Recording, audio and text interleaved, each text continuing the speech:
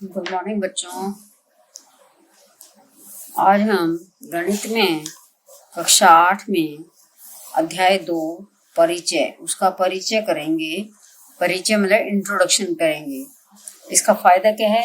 Introduction करने से हमारे को उसके बारे में पता चल जाता है, पूरे चैप्टर के बारे में पता चल जाए कि क्या होना है। जब हम क्वेश्चन करें तो हमारे को आसान लगे, एक्सरसाइज के क्वेश्चन जो है वो हमें आसान लगे और जल्दी से हमें ऐसा ना लगे कि हमें नया कर रहे हैं, हमें लगे कि हमने पहले किया हुआ है।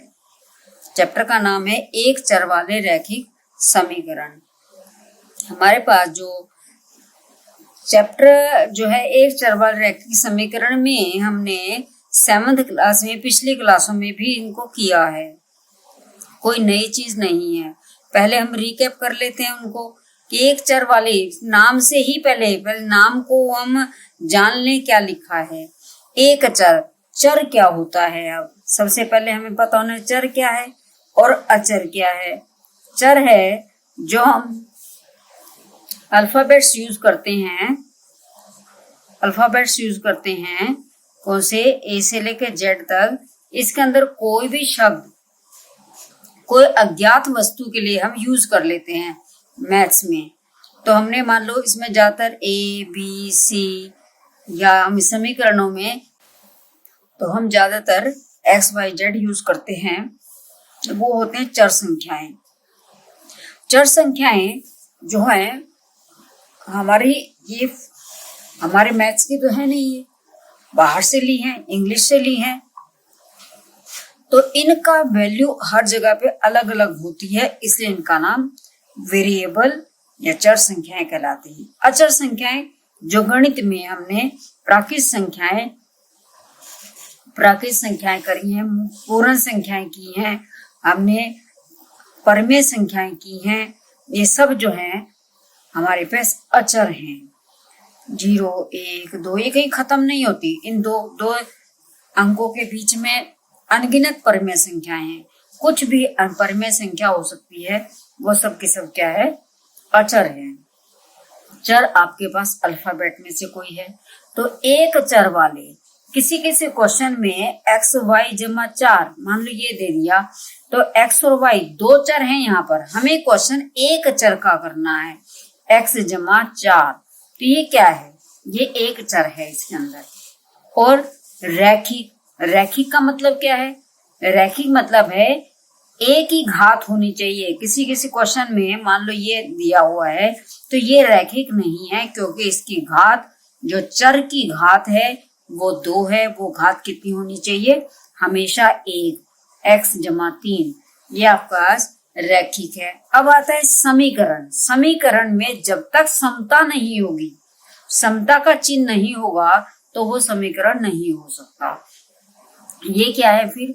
क्या ये समीकरण नहीं है? नहीं, ये समीकरण नहीं है। ये क्या है? व्यंजक है। इन व्यंजकों में ये व्यंजक हैं। जब कोई व्यंजक किसी दूसरे व्यंजक के बराबर या किसी अंक के बराबर, संख्या के बराबर हो जाए तो उसमें बराबर का चिन्ह आ जाता है। मान लो ये लिखा है x जमा 3 बराबर 7। अब हमने x का मान ज्ञात करना है कि x क्या है। तो x का मान ज्ञात करने, ये थोड़ा ध्यान रखना है। ये अब हमारे पास ये तो होगी चर संख्या, ये हो गया समता, और ये पूरा बन गया समीकरण, क्योंकि इसमें बराबर का चिन्ह है। और कौन से समीकरण? एक चर वाले। एक चर है और कैसे? रैखिक समीकरण है, क्योंकि घात भी एक है, चर संख्या की घात भी एक है। इनको सोल्व करने के लिए जब हमारे पास बराबर का चिन्ह हो जाता है तो हल किया जाता है। तो वहां पे नाम आता है हल कीजिए। हल कीजिए का मतलब हमें जो भी चर संख्या है उसका मान ज्ञात करना है, अंक में संख्या निकालनी है उसकी। वो संख्या आपकी परमेय संख्या हो सकती है, पूर्ण संख्या हो सकती है, प्राकृत संख्या होती है। ये सब प्राकृत संख्याएं, पूर्णांक, ये सब क्या है? ये भी परमेय संख्या ही है। मान लो आपका आता है -3 बटा 1 लगा दो, ये परमेय संख्या बन गई। हर एक पूर्णांक, हर एक प्राकृत संख्या, हर एक पूर्ण संख्या परमेय संख्या ही है। तो इसका उत्तर परमेय संख्या में हमें निकल आएगा। x जमा 3 बराबर 7। अब हल करना है। x जमा 3 बराबर 7। इनके हल करने के तरीके क्या हैं कि हमारे पास जो आपके पास चर संख्या है उसके साथ कोई उसका रिश्तेदार दे रखा है, जो वो रिश्तेदार है उसको हटाना है, हमें सिर्फ चर संख्या चाहिए। बाएं पक्ष में दो पक्ष हैं इसका, एक तो बायां पक्ष है, बायां पक्ष, और दूसरी तरफ बराबर के दूसरी तरफ दायां पक्ष। ये हमें बराबर हैं, दोनों बायां पक्ष और दायां पक्ष दोनों बराबर हैं। इन बराबर में हमने एक तरफ चर है और एक तरफ नहीं है, और ऐसा भी नहीं, कोई कंपल्सन नहीं है, कंपल्सरी नहीं है कि एक ही तरफ चर होगा, दोनों तरफ भी चर संख्या हो सकती है। तो हम इनको डिफरेंट टाइप में सोल्व करेंगे। इसमें हमारे पास x बराबर 7, इसमें कुछ करना ही नहीं है, ये बराबर है समीकरण, x का मान दिया हुआ है। अब दूसरा है x जमा 3 बराबर 7। ऐसे क्वेश्चन में जब हम x का मान के साथ कुछ और भी दिया है, ये कह देते हैं कि अंक दिया है कोई और, तो ये जो है हमारे को सिर्फ x का मान निकालना है, इसके रिश्तेदार को हटाना है। दो तरीके हैं, एक तो है इसका पक्षांतरित कर दें। पक्षांतरित करने से यानी पक्ष को दूसरे पक्ष में ले जाने के, इसका पक्ष जो है x जमा 3 बराबर 7, या तो 3 को उधर ले जाएं, या फिर दूसरा तरीका है, पहले हम ये कर लेते हैं, x जमा 3 में जमा हो रहा है तो जो काम करना है दोनों तरफ, क्योंकि हमने समता को बिगाड़ना नहीं है, इसमें माइनस जमा 3 है तो -3 कर दे, वो दोनों तरफ करना है। तो x जमा 3 -3 0 हो गया, x जमा 0 बराबर 7 -3 4, 0 को तो जोड़े कुछ भी नहीं फर्क पड़ता, x बराबर 4 आ जाएगा। दूसरा है हमें पक्षांतरित करना है, तो पक्षांतरित करने के लिए कैसे करना है, इसी क्वेश्चन को हम करते हैं।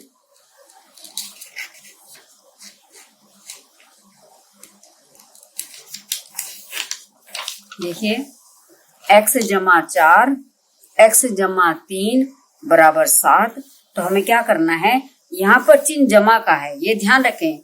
जमा को अगर बराबर से टपाएं तो जमा माइनस बन जाता है, माइनस है तो प्लस बन जाता है, गुणा है तो भाग बन जाता है, और भाग है तो गुणा बन जाता है। लेकिन ध्यान रखें हमारे पास x के साथ जो है उसको करना है, x के बिल्कुल नियरेस्ट भी हो सकता है, जैसे हमने करते हैं, ये दूर का रिश्तेदार है x जमा 3, इसमें से हमने 3 को उधर ले गए, 3 को इधर ले आओगे तो क्या बनेगा, x बराबर का चिन्ह वहीं का वहीं 7। इसके पहले हमने अपने पक्षों को लिखना है, उसका 3 को इधर लेके आएंगे जब हम, तो 3 क्या बन जाएगा, जमा 3 है तो बन जाएगा -3, x बराबर 4। क्वेश्चन में ये भी हो सकता है 2x जमा 3 बराबर 7, तो यहाँ पर x के साथ भी 2 है और जमा 3 भी है, तो फिर भी कोई दिक्कत नहीं है। पहले हमें दूर का रिश्तेदार x जो इसके साथ है उसको बाद में हटाएंगे, पहले इस 3 को हटाएंगे। दोनों तरीके मैंने तुम्हें बताए हैं। 2x बराबर 7, 3 को उधर ले आए हम, पहले -3, जमा का क्या बन गया ये माइनस, तो 2x बराबर 7 -3 4। अब आपके पास है यहाँ पर x बराबर लिखना है, यहाँ 2x का मतलब बिल्कुल साथ है, इसका कोई चिन्ह नहीं दिया हुआ, इनके बीच में कोई चिन्ह नहीं है, पहले है तो वो प्लस है, तो हमारे x के बराबर यानी कि 2 को x से गुना कर रहे हैं, तो x क्या हो जाएगा, उधर 2 इधर आके भाग हो जाएगा, 2 दूनी 4, x बराबर 2। ठीक है। अब आपके पास है कि मैंने बोला कि अभी कोई जरूरी नहीं है कि एक ही तरफ में x रहे, दोनों तरफ भी हो सकता है, दाएं पक्ष में और बाएं पक्ष में दोनों में x हो सकता है, दोनों पक्षों में चर संख्या आ जाए, वो है हमने क्वेश्चन लिख लिया 4x जमा 3 बराबर 2x -9। सपोज ये है, तो हम क्या करेंगे इसमें कि हमने सबसे पहले हमारा काम क्या है कि जो x हैं वो एक ही साइड पे ले आए, और जो संख्या है उनको हम दूसरी साइड पे ले जाएं। ये भी व्यंजक है और ये भी व्यंजक है, लेकिन दोनों तरफ बीच में बराबर का चिन्ह आ गया तो ये बन गया समीकरण। तो पहले हम x को एक तरफ ले आएंगे, 4x, दैट एम्प्लाइज 4x, इधर 2x इधर आएगा, पूरा का पूरा उठ करके आता है तो इसके आगे का चिन्ह देखना पड़ता है, क्या आएगा, प्लस वाला बन जाएगा -2x, फिर -9 ऐसे लिखो। अब 3 को इधर ले आएंगे तो क्या आएगा, +3 बन जाएगा -3। ध्यान रखें, जब पूरी की पूरी संख्या उठ के जाएगी तो अपने चिन्ह को बदल करके जाएगी। अगर हमारे पास 4x है और हमने सिर्फ इसका 4x बराबर 2 और सिर्फ x को 4 को लेके जाना है तो 4 इधर गुना हो रहा है, इधर हमेशा भाग में ही जाएगा। तो 4x - 2x किसके बराबर आ जाएगा, 4 में से 2 घटाए 2x बराबर -9 -3, ये पूर्णांक हमें आते ही हैं, 9 और 3 12 और चिन्ह माइनस का। अब हम x के बराबर क्या लिखेंगे, दैट इज इक्वल टू -12। अब x को यहाँ रखा, सिर्फ 2 को हम लेके आ रहे हैं, 2 का कोई चिन्ह नहीं दिया तो जमा का चिन्ह है, तो इधर आकर के 2 गुना हो रहा है x के साथ, यह आगे बटा हो जाएगा 2 × 12, x बराबर -6। इस तरह से हम दोनों तरफ की अगर संख्याएं हैं तो हम उसको कर सकते हैं। अब हम कहें कि इतना आसान दे देंगे, ऐसे ही दे देंगे संख्या बनी हुई और हमें सिर्फ सोल्व करना है उसको, नहीं, जरूरी नहीं है। हमें वर्ड प्रॉब्लम में भी क्वेश्चन आ सकते हैं। वर्ड प्रॉब्लम में क्या है क्वेश्चन, आपको ऐसे भी दे सकते हैं, 2 पूर्ण संख्याओं का अंतर, 2 पूर्ण संख्याओं का जो अंतर है वो 66 है। 2 पूर्ण संख्याओं का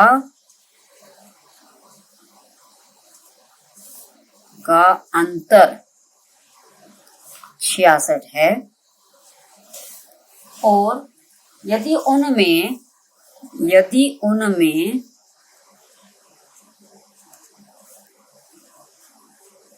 5:2 का अनुपात है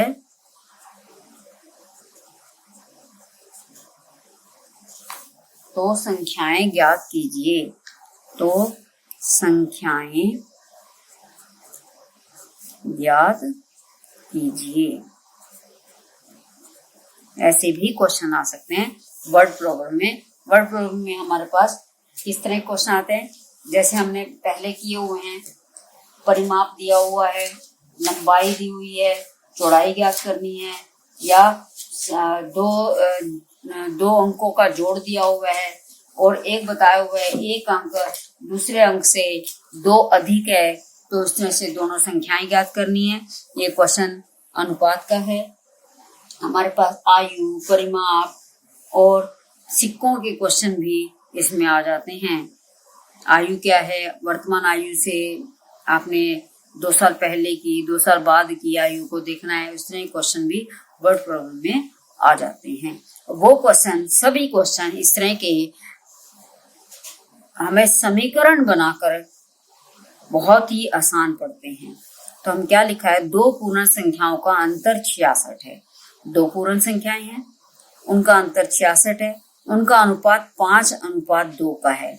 यानी कि हमारे पास सब कुछ कटने के बाद, जैसे 16 अनुपात आ जाए अगर 18, तो कटने के बाद 2 8 16, 2 9 18, तो उसके बाद अब ये नहीं कटता है, तो ये जो कटा है जिस पर, उसको हमने x ले लिया। वो दोनों संख्याएं कौन सी हैं, एक तो 5x है और एक 2x है। अब आपके पास है पूर्ण संख्याओं का जो अंतर है, इनमें अकॉर्डिंग टू गिवन दिए के अनुसार क्या है, 5x - 2x, अंतर कितना आ गया, 5x - 2x बराबर 3x। ये 3x किसके बराबर है, 66 के बराबर है। हमने x का मान ज्ञात करना है पहले, 3x बराबर 66, तो x बराबर क्या आ गया, मैंने अभी बताया कि 3 के साथ कोई चिन्ह नहीं है इनके बीच में, तो ये गुणा का ही होता है। 66 बटा में 3 आ गया 22, 3 दूनी 6, 3 दूनी 6। हमारे पास संख्याएं कौन सी थी, संख्याएं कहाँ हैं? एक तो 22 को 5x है, एक तो 5x संख्या है, दूसरी 2x संख्या है। तो 5 को 22 से गुना कर दो और 2 को 22 से गुना कर दो। तो 5 दूनी 10, 5 दूनी 10 और 1 11, और दूसरी क्या है? 22 दूना 44। तो हमारे पास ये संख्याएं हैं। दोनों का अंतर देखो, 110 माइनस 44 कितना है? 10 में 4 गए 6, फिर 10 में 4 गए 6, 66 है, और 66 ही अंतर हमें दिया हुआ था। तो इस तरह से हम अगर कोई स्टेटमेंट दे रखी है उसके अनुसार हमें अपने आप पहले तो समीकरण बनाना है और फिर उसको हल करना है। नेक्स्ट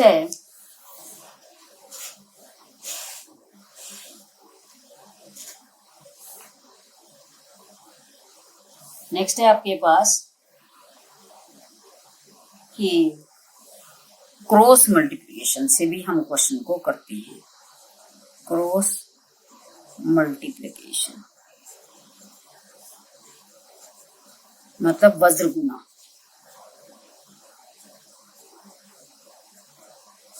वज्र गुना से भी हम क्वेश्चन को सॉल्व करते हैं। अगर आपका क्वेश्चन इस तरह दिया हुआ है, मान लो ये किस तरह से पता चलता है कि इसमें वज्र गुना होगी? जब हम चर संख्याओं में बटा में आ जाए। जैसे मान लो 8x माइनस 3 बटा 3x बराबर 2। अब यहाँ पर ये जो पूरा व्यंजक है दूसरे व्यंजक से भाग हो रहा है, बटा में आ रहा है, तो ऐसे में हम वज्र गुना कर लेते हैं। 2 को हम 2 बटा 1 लिख सकते हैं। ये गुना इससे हो गया और ये गुना इससे हो गया। तो क्या आया? 1 गुना 8x माइनस 3 बराबर 2 गुना 3x। 1 से गुना कर तो वही का वही आ जाएगा। 2 से अंक है, ये अंक को अंक से गुना कर, 2 3 6। तो अब वैसे ही क्वेश्चन है, क्या करेंगे हम?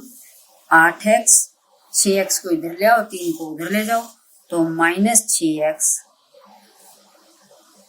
बराबर इधर 3 को इसको इधर ले आए और उस 3 को इधर ले जाओ, बराबर 3।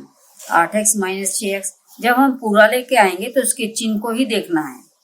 अगर हम सिर्फ 6 को लेके आते किसी क्वेश्चन में तो हमारे पास 6 भाग में जाता, क्योंकि 6x अगर हम सिर्फ 6 को लेके जाते हैं तो वो भाग में जाएगा, नहीं तो हमारे पास पूरा का पूरा जाना है तो वो उसके चिन्ह के साथ बदल करके चिन्ह, प्लस है तो माइनस, माइनस है तो प्लस। ये आ गया 2x बराबर 3 और x बराबर आ गया 3/2। तो ये क्या चीज है? परमेय संख्या है, तो x का मान परमेय संख्या में भी हो सकता है। वैसे तो सभी पूर्णांक भी परमेय संख्या है, मैंने आपको पहले ही बताया, कोई भी पूर्णांक है वो भी परमेय संख्या ही है। तो हमने ये सब कुछ चेंजेस आए हैं, सब कुछ हमने रैखिक समीकरण हमने 7th क्लास में भी किए थे। तो अब हमने 8th में वज्र गुना का जो क्वेश्चन है, वर्ड प्रॉब्लम के भी क्वेश्चन हमारे 7th में थे, तो ये वज्र गुना का क्वेश्चन अलग आया है जो 8th क्लास में आया है। मैं आशा करती हूँ कि आपको अध्याय 2 एक चर वाले रैखिक समीकरण अच्छी तरह समझ में आ गए हैं। धन्यवाद। अगर आपको मेरी वीडियो अच्छी लगे तो मेरी वीडियो को लाइक, शेयर और सब्सक्राइब करें।